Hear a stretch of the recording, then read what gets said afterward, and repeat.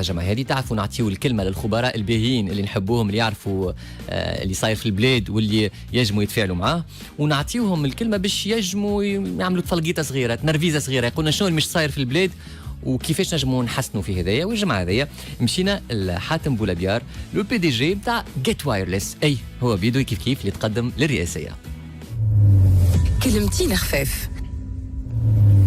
Donc Hatem Boulabiar, PDG de la société Get Wireless, donc on est le premier intégrateur télécom dans la région. برشا يقولوا اللي مازال بكري باش pour lancer la 5G علاش خاطر عندنا 4 سنين les opérateurs ont lancé la 4G. نعملوا شويه هيستوريك. كل جينيراسيون يلزمها 10 سنين بين الاستثمار وبين الغوتور سيفيسمون. اللي صار هو في تونس في pour la 4G اعطينا الليسونس مؤخرين ب 6 سنين. عوضنا نعطيهم 2010 عطيناهم 2016. دونك نتفاهم مشغلين اللي يلزمهم 10 سنين يقول لك نستنى 2026 ومن بعد ناخذ الليسونس. اما كي نعطيو الليسونس تو سويت الدوله مش باش تخسر كي نعطيوهم جراتويتمون الدوله مش باش تخسر حق الليسونس. نذكروا الليسونس 4G دخلوا للدوله 450 بالضبط 451 مليون دينار. اما الربح اللي باش تربحوا الدوله كوم فالور اجوتي في البي بي بارابور 5G سي اون ديمار تو سويت سورتو في الريجيون ما عندناش فما ان سول بي افريكان اللي لا ديماري وبي كيلكو بي اوروبيان لا شين لي ستازوني. دونك باش نوليو ان سونتر دو ريشيرش ان ار اي دي في 5G. كاين شنو هو الموديل ايكونوميك الجديد اللي يحكي عليه كيفاش نجموا نبنيو موديل ايكونوميك جديد عن طريق 5G؟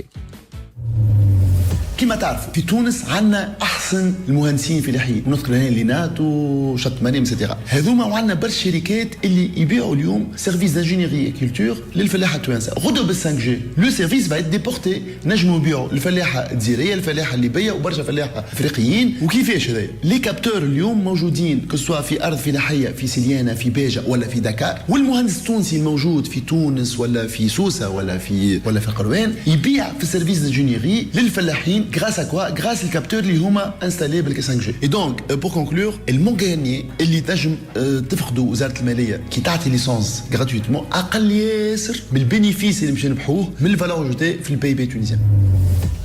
دونك بالنسبه للنوفو موديل ايكونوميك نجموا نتعرفوا عليه اكثر شويه توا في مع سي حاتم بولابيار في المداخله هذه.